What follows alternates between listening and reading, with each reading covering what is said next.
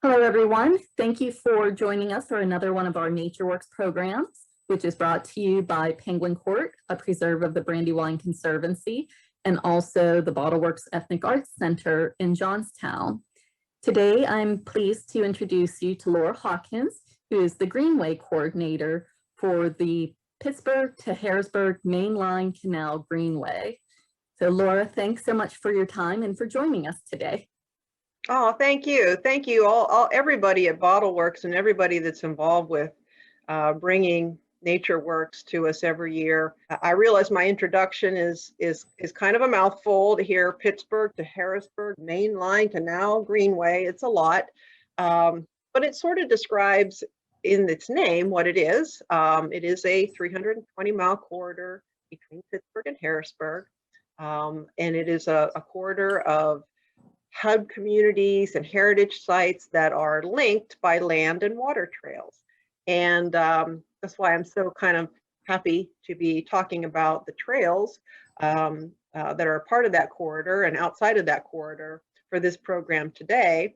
And one of the reasons it's exciting to talk about it is we did find that during particularly the earlier part of the pandemic last year, that there was a massive increase of use on these bike trails. It was a terrific way for people to get out, still be socially distanced, but be active and enjoying themselves and be out in nature, being active and healthy and moving around and something to do when there, at the time, was not a whole lot else that people could do. So it was kind of almost like a rediscovery of the trails in our region. I'm going to attempt to show you a little bit about some of those trails. Within the Mainline Canal corridor, as I mentioned, there's connections of bike trails, and there's a family or network of trails in that corridor called the Trans Allegheny Trails. And it's more than 150 miles of trails, basically between the Allegheny Ridge and the Allegheny River. And this sort of group or family or network came together back in 2011. There was a national Greenway bike sojourn the Rails to Trails Conservancy put on and brought more than 200 bicyclists from really all across the country to this area to experience these trails as a multi-day trip. And after that event, because there was a lot of planning, of course, and preparation, it had to go on among these different trail systems that are owned and operated by different groups, getting ready for that event. When we were done with that, we all kind of said, hey, why aren't we doing more to promote this group of trails and to talk to each other and to share what we're doing so that we can sort of promote it as a group of trails. And so out of that discussion came this website. There's also a map. And generally this group of different trail operators, as we call them, gets together a couple times a year to share what their projects are and their efforts to make connections between them and update their materials. Now, as I mentioned, we want to kind of talk a little bit about some of the questions that we get about the trails. And one of the things that we do find is that a lot of times when people are out on trails, they may not know which trail they're on, the name of the trail, or who owns it and who operates it. And in many ways, that doesn't really matter. I mean, you're outside, you're having a good time, you're riding your bike or walking your dog or running. In some ways, it doesn't really matter what the name of the trail is. In some ways, it does matter what the name of the trail is because, as I said, some of these trails are owned and operated by different organizations. And I think, like I said before, we do tend to think that, I think sometimes people do take for granted how many great trails we have in the area. And I think that there's a little bit of an assumption that, somebody is just taking care of all this. The way that the roads are taken care of, like somebody is maintaining the trails, making sure they're open and that they're repaired and that trees are cleared and all of those things. And that's true. The trails are, in some cases, owned and operated by counties. Other times it's private groups, all volunteer groups. And any of those groups really do need support and assistance and help in maintaining those trails. It is true that somebody is doing it, but those somebodies could always use some help and support. And one of the ways that you can help is to know what that trail is and who owns and operates it. This Trans Allegheny Trails website is a really good way to find that information out. And another thing that we find is that people might have questions about what the amenities are along the trail. One of the things that people hear a lot is, where can I camp along these trails? And that is something that's developing in the corridor. There aren't a whole lot of places to camp along the trails just yet, but there are many places that are developing for camping opportunities. And so in order to keep abreast of where are the amenities, what are my opportunities for camping, what's coming down the line, where's the next trail connection going to happen and when? In some ways, this trail system is very dynamic, that there are connections being made all the time or worked on all the time. The Ghost Town Trail, which is highlighted on the map right now, by the way, 2020's Pennsylvania Trail of the Year, Ghost Town Trail, is, I feel like, almost constantly developing new miles of trails and unique loops and spurs and those kinds of things. There's a lot of trail activity and connectivity going on around the Johnstown area. And a great way to keep abreast of all of those changes and opportunities while supporting the trail groups, learning about their history, is to know who owns and operates it. So if you go on this Trans Allegheny Trails website, you can not only see where these trails are in proximity to each other, get an idea that they're all sort of aligned around this Route 22 corridor a little bit. But you can click on each of these trails and get more information about them. So I've already mentioned Ghost Town Trail. Let's just go ahead and click on Ghost Town Trail. You get a closer view of that trail. And then if you page down, just scroll down, well, not that much. Everybody calm down, just a little bit. You can see who owns and operates that. It's Cambria County Conservation and Recreation Authority and the Indiana County Parks and Trails, because the Ghost Town Trail does traverse through both Cambria and Indiana counties. It's an extremely popular trail in our area. It's a beautiful trail, but it's a good thing to know, owned and operated by these two groups. Now, the other advantage of knowing who it is gives you an opportunity to maybe connect with them via social media. You can learn about then events that are happening on the trails. We had a very strange year, obviously, last year, that a lot of our trail events either didn't happen or happened differently, happened in a different way. We're hoping as the year moves forward that we'll be getting back to having some of those events. But it's a great way to support the trails and enjoy the trails with these different events that people have. They have special runs on the West Penn Trail, which if we go back, we can take a look at the West Penn Trail. In the fall, usually the first Saturday in October, the West Penn Trail has a West Penn Trail Triathlon. It's a boat, bike, run event. Again, just following these groups on social media gives you an opportunity to know, well, what are their events? So let's look a little bit at what else is on this website, because it is such a good resource. One of the things that the group decided to put together, of course, you can find the locations, directions, etc., some of the amenities. And again, as I said, this is all dynamic. So why you want to know what that specific trail group is some of those amenities may be changing and evolving. It might not get to this website, but you can certainly contact that owner operator of that group and find out what those amenities are. But one of the things that we thought would be useful was to kind of help people plan out itineraries. And I thought that the approach that they had to this was a really cool thing. They have them grouped by, if you want to do a one-day trail outing, and then if you want to say, as an example, along the main line's Juniata section, along the Juniata, some of the branches of the Juniata River. They have descriptions of some of those trails that are in that corridor and the type of ride that you'll experience. You can see here it says about a moderate amount of exercise thrown in. Some of the trails require a little more time and energy. We have a lot of hilly sections on some of our trails. And this gives you a little description of the different things that you can do within this network as a one-day outing and the type of experience that you'll have there. Weekend outings are described here. And I believe even within the directions, we talk about opportunities to bike between the trails or drive between the trails. So it really lays out different types of experiences that you can have within this network of trails, and paints a picture for you a little bit. All of these trails, this whole area is just loaded with history.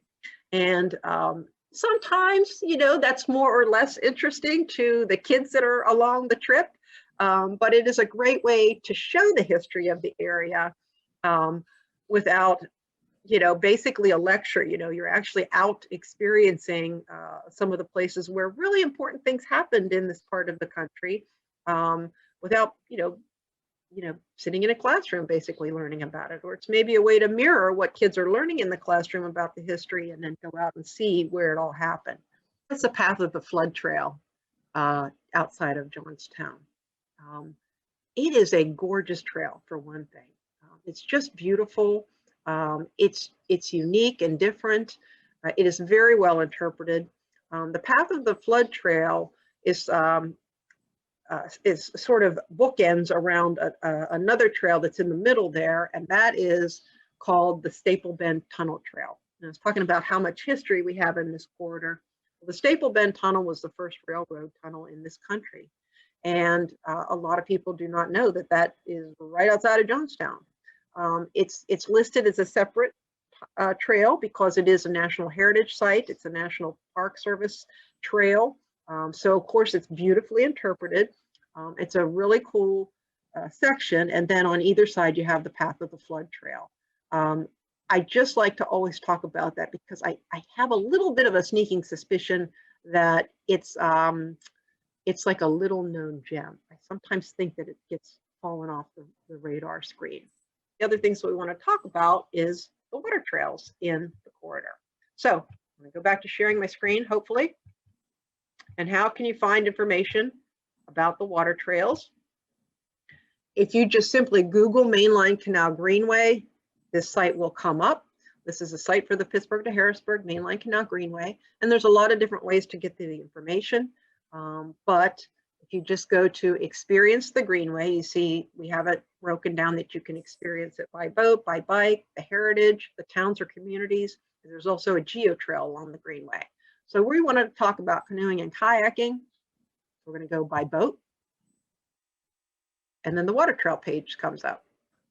So obviously the Three Rivers Water Trail, that's the Pittsburgh section of the Greenway. Also the Juniata, there's several branches of the Juniata River that are gorgeous and great paddles. The Susquehanna River out near Harrisburg. But we're going to talk about Kiski-Conemaugh Water Trail. So you just click on Kiski-Conemaugh. There's a lot of different resources here on the Kiski-Conemaugh Water Trail page. And you can just page down to the printer-friendly maps. We had to break down the maps into two sections, Johnstown to Blairsville and Blairsville to Freeport, because we really wanted to get a lot more information about the towns and the history and the landscape than we could get if we tried to put all 86 river miles in one map. Now, you can click on Johnstown to Blairsville, and the printer-friendly version of the map comes up. And there's a lot of different narrative sections. It talks about safety. You can page down. There's a little description of the character of the river that you'll be paddling through. We broke down the mapping sections into two sections. This shows the city of Johnstown down to the New Florence area. And this shows you where to get on the river, where to get off the river, because it's important to know that when you get on, where you're going to get off, about how long it'll take you, how many river miles are between each of those sections. It also highlights if there are concerns or hazards or dams or those kinds of things. and it allows you to plan your trip. This section of the water trail map is from the Robinson area or Bolivar area, depending on which side of the river you're on, down to Blairsville. That section of the river goes through gorgeous Packsaddle Gap. It is a beautiful sort of area that you can really only experience by the river.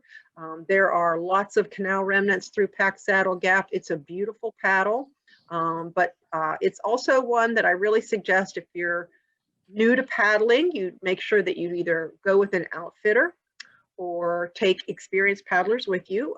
You don't want to be, it's a fairly good distance, and you know, really once you get out there, you're out there. So we really, as much as I love it, I do really recommend that people go with an outfitter or with people who have been through that corridor themselves a couple times. So there's other information here. We have directions to all of the access points and where they're located. Here's your legend. A little description about some of the natural features. It's really important for us at the Greenway to make sure that we connect any of the outdoor recreational users, bike trails or water trails, with the environmental stewards in our area. Each of the sections of the map, whether it's upper or lower, does connect people with the watershed associations, conservation districts, conservancies that are active in that area. You know better than anybody that this was a river that really did not always look like it looks now.